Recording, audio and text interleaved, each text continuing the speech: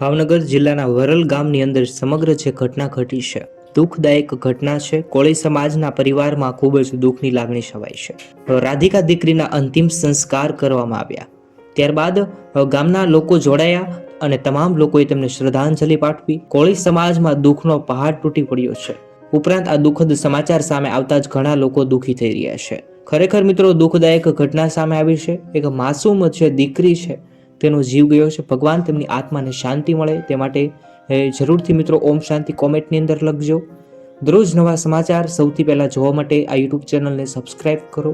એક નાની એવી બાબતને લઈ હાલ દીકરી તેમને બચાવવા માટે વચ્ચે પડી અને હાલ તેમનો જીવ લેવામાં આવ્યો છે.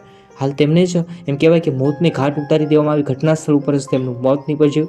એક હાલ મોટામાં મોટા જે સમાચાર જે છે દરેક લોકો સુધી વિડીયોને શેર કરજો, યુટ્યુબ ચેનલને સબસ્ક્રાઇબ કરજો. ધન્યવાદ.